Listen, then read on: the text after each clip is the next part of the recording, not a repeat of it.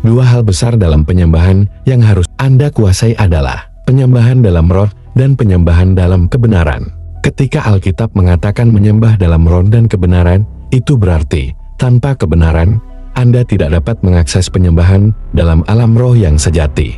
Anda menyembah dalam dunia roh sejati atau dalam dunia roh yang jahat ditentukan oleh kebenaran yang Anda akses. Karena itu, memasuki alam kebenaran sejati adalah peperangan rohani yang nyata. Firman yang Anda baca adalah kebenaran. Membaca Alkitab bukan aktivitas biasa, itu adalah konfrontasi dalam alam peperangan. Ibrani 4 ayat 12 mengatakan, firman Allah hidup dan kuat, lebih tajam dari pedang bermata dua. Artinya, ketika Anda membaca Alkitab, dalam dimensi roh tertentu, sedang terjadi pembelahan.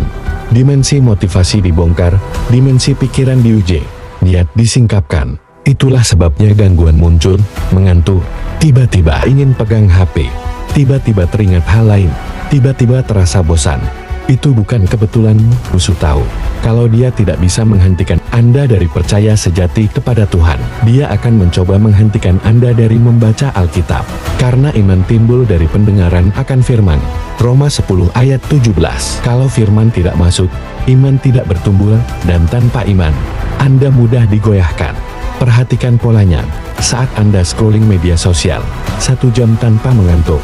Saat menonton, Anda segar. Saat ngobrol, Anda aktif. Tapi ketika membuka Alkitab 5 menit saja terasa berat. Itu bukan sekadar lelah. Itu perlawanan dunia kegelapan terhadap terang. Yohanes 1 ayat 5 mencatat, terang itu bercahaya dalam kegelapan, dan kegelapan tidak menguasainya. Setiap kali Anda membaca, Anda sedang menyalakan terang Tuhan dalam diri Anda, dan kegelapan tidak nyaman. Membaca Alkitab bukan sekadar melihat huruf, itu membiarkan firman yang hidup membaca Anda. Musuh tidak takut pada Alkitab yang tertutup, dia tidak takut pada ayat yang tidak direnungkan, dia takut pada firman yang dipahami dan dilakukan.